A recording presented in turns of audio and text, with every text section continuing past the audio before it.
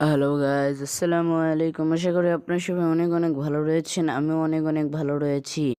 তো চলে গিয়েছিলাম তিস্তা ব্রিজে গিয়ে কী করলাম সম্পূর্ণ ভিডিও থাকবে আমার এই ব্লগে। তো হ্যালো বন্ধুরা, আমি আগেই বলেছিলাম যে আমরা তিস্তা ব্রিজে এসেছি। তিস্তা ব্রিজে এসে আমরা প্রথমে স্পিড বোটে উঠেছিলাম।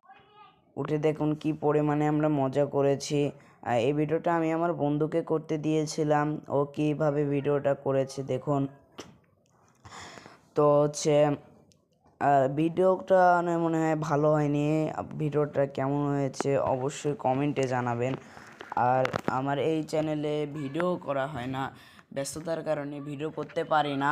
তো এখন নিয়মিত আমি ভিডিও ছাড়বো, আপনারা সবাই লাইক, কমেন্ট এবং সাবস্ক্রাইব করে যাবেন। দেখুন কি পরিমাণে দোল খাচ্ছে। আমরা অনেক ভয়ে ছিলাম। আমরা সেরকম মজা করেছি। অন্য একটা স্পিডবোট যাচ্ছিল, তাদেরকে হাই দিলাম। তো অনেক দোল খাচ্ছিল। আপনাদের একটু পানির স্রোতটা দেখাই। পানির স্রোতটা প্রচুর পরিমাণে পানির স্রোত খাচ্ছিল। দেখুন, এই দেখুন পানির স্রোত, প্রচুর পরিমাণে পানির স্রোত,